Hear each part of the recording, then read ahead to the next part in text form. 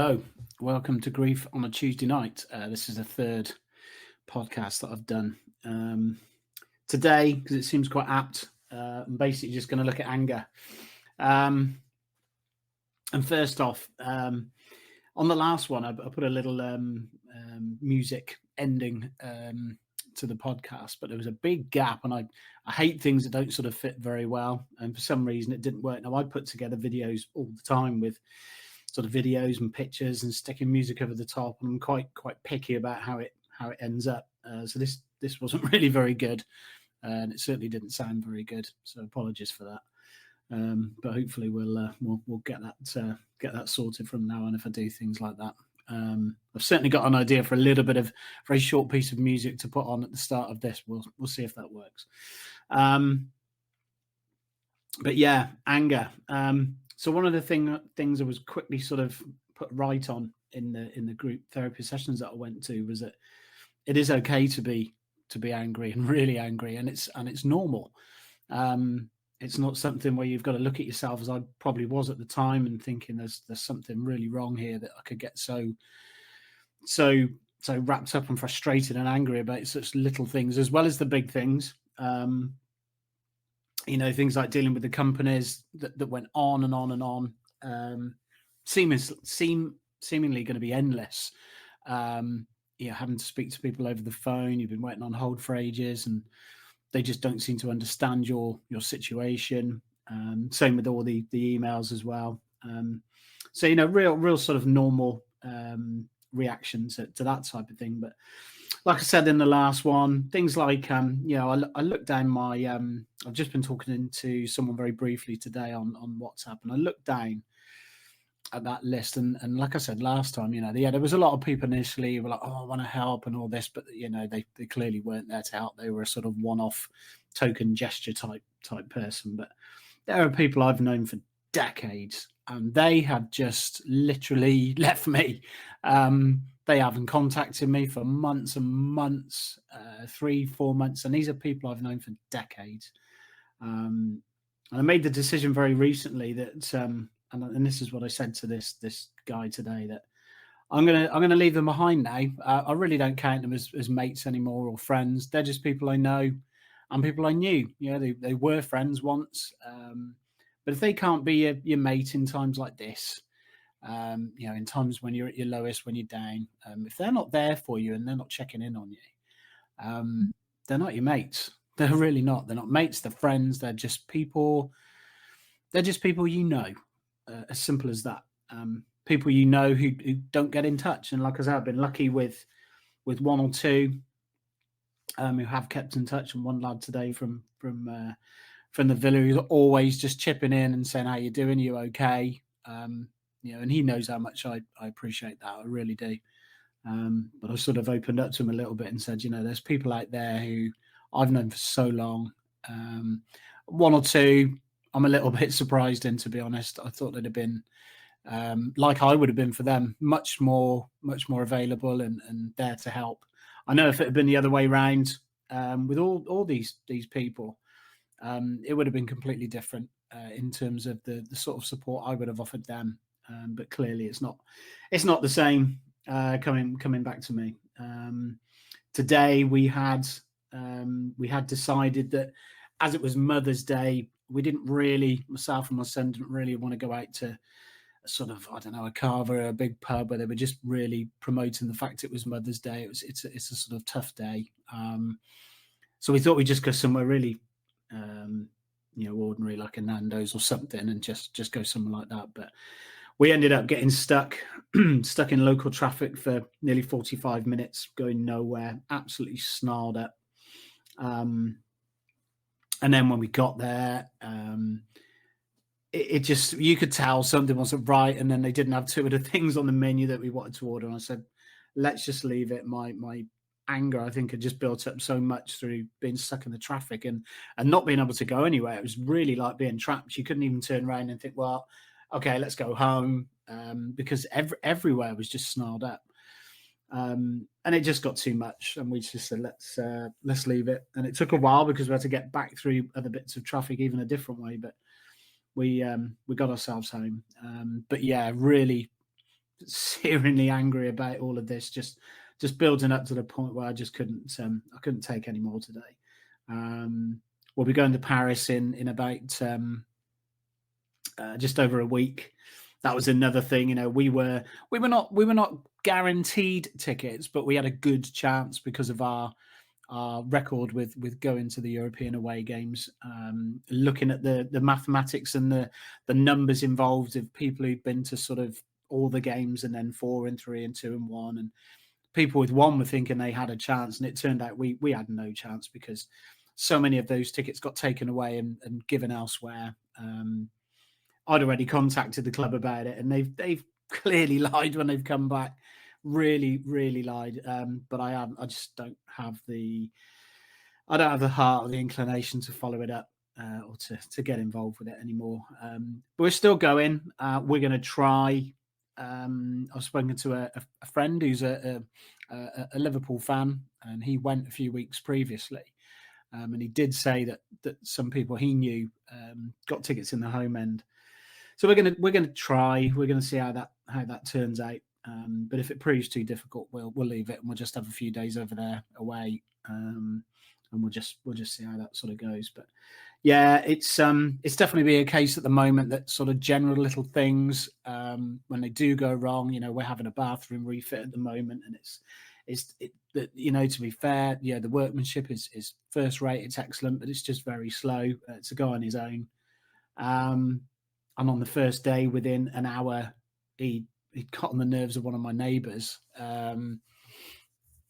who we get on really well with, and he himself actually was very supportive. Came over a couple of times and spoke to us, and always says hello and sticks his hand in the air.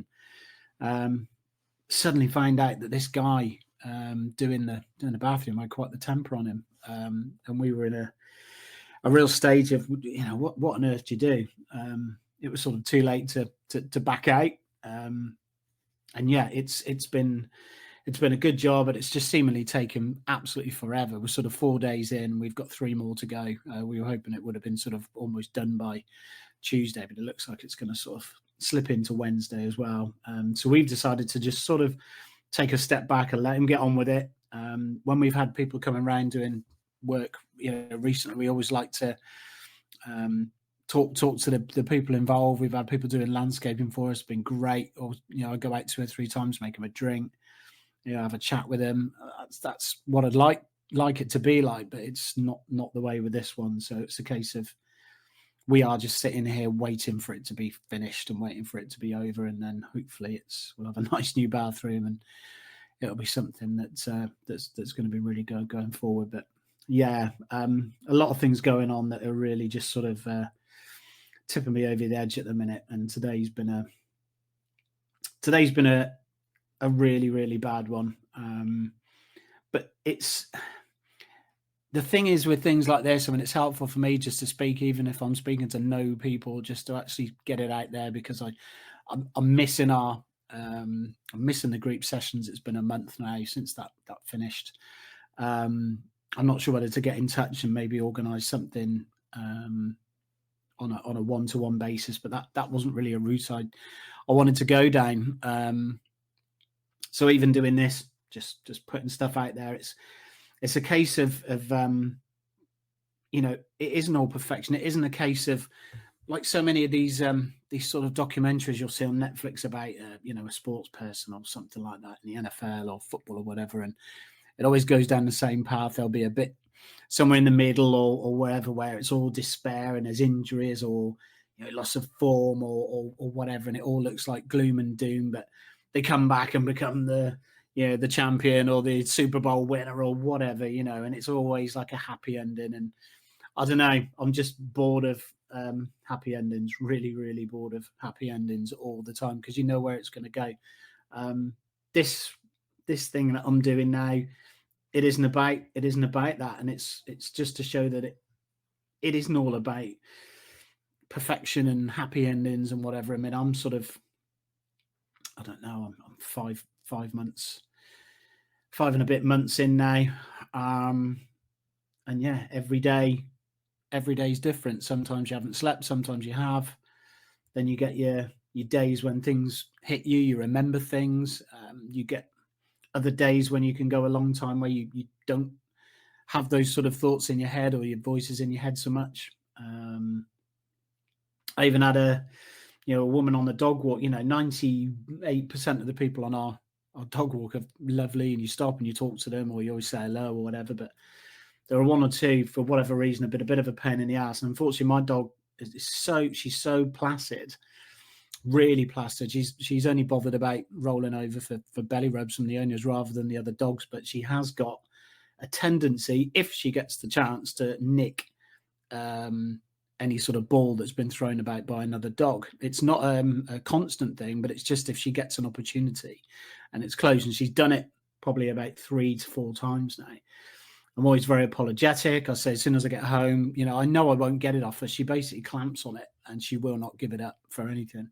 And I say, as soon as I get it home, I'll drop it off for you. If I see you again, I'll have it on me. But there's one woman, and she's horrible. She's the absolute dregs.